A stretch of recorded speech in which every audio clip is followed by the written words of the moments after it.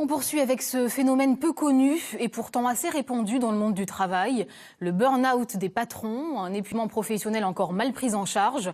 En Eure-et-Loir, pourtant, le tribunal de commerce a mis en place une structure chargée d'accompagner les patrons fragiles. C'est un reportage de Sana Asnaoui, Jamel Mouaki et Didier Lepape.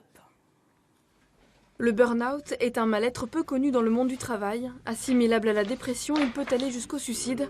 Au tribunal de commerce de Chartres, 400 entreprises ont été liquidées l'an dernier.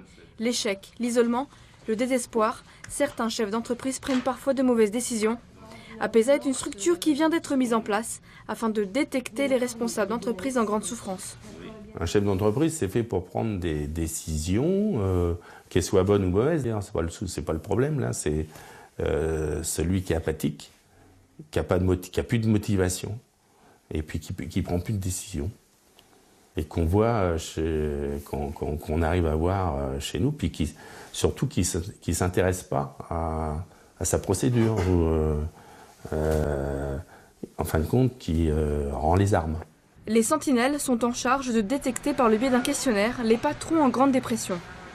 Toutes les entreprises peuvent perdre un client, toutes les entreprises peuvent subir un impayé, toutes les entreprises peuvent avoir des problèmes avec du personnel clé qui part de l'entreprise. Donc chacun peut être confronté au même problème. Donc il faut sortir de cette honte du chef d'entreprise qui a du mal à résoudre ses problèmes. Il faut l'aider et APESA est là pour ça.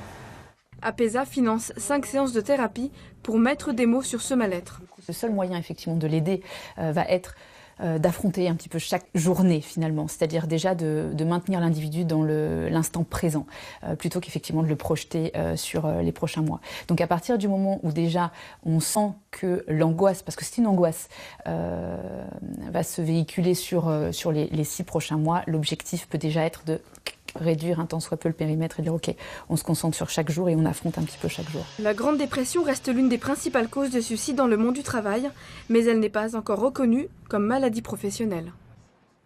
J-